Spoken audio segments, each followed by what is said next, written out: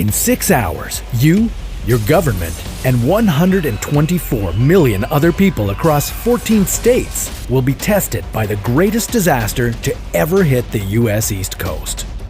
A great wave, 1,000 meters tall, moving towards you at 1,000 kilometers per hour. And that's only the beginning.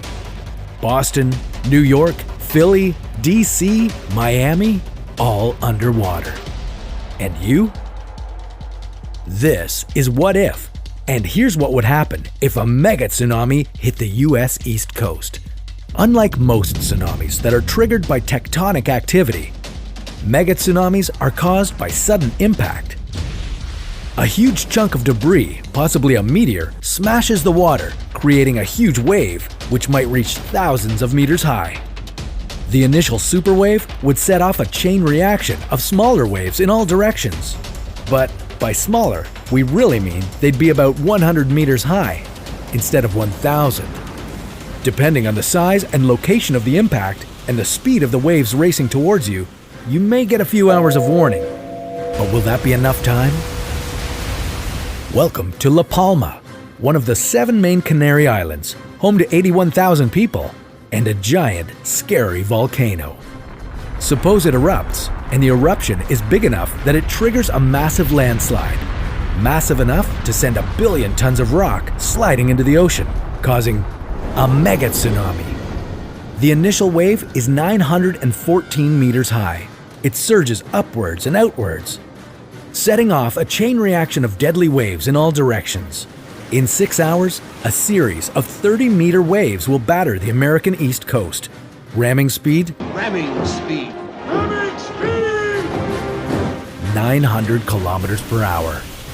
One of the 7 deep ocean assessment and reporting buoys floating along the Atlantic coast will undoubtedly register this mega displacement of water, giving the U.S. Tsunami Warning Center time to alert anyone who might be in danger. The only problem is, that's 38% of the American population.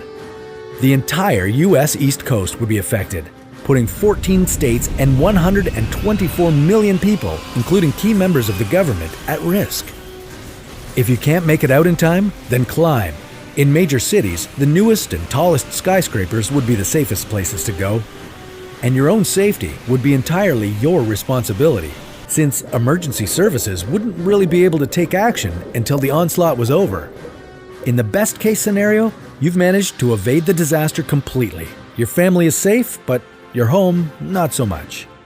Worse, you're on the roof of a skyscraper, safe, with a group of survivors waiting for a helicopter to come pick you up, which might take a very long time.